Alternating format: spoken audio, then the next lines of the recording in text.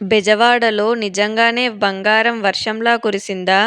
లేక ఇది కేవలం కథేనా? బెజవాడ నగరాన్ని పాలించిన వివిధ రాజవంశాలలో ప్రముఖమైనది విష్ణుకుండిన రాజవంశం. ఈ వంశంలోని రాజులు శ్రీ మల్లేశ్వర స్వామికి మహాభక్తులు. వీరిలో మాధవవర్మ అనే మహాభక్తుడు రాజ్యపాలన చేస్తుండగా ఒకరోజు తన కుమారుడు రథం మీద వేగంగా కోటలోకి వస్తున్నాడు.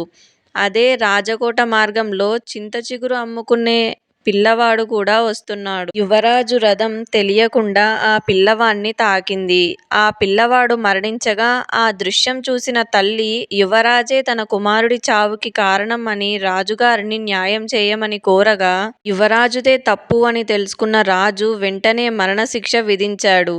మరుసటి రోజు సూర్యోదయం సమయంలో జనసమక్షంలో మరణదండ అమలు చేయగా ఆకాశం నుంచి కొద్దిసేపు కనకవర్షం కురిసింది.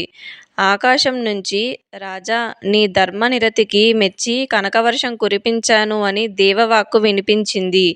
అప్పట్నుంచి ఈ విజయవాడను కనకవాడ అని కూడా పిలుస్తారు. కానీ జమ్మి చెట్టుకు నిప్పుల మూట ఎందుకు పెట్టారో మీకు తెలుసా? దాని వెనుక ఉన్న అసలు రహస్యం రేపటి వీడియోలో తెలుసుకుందాం.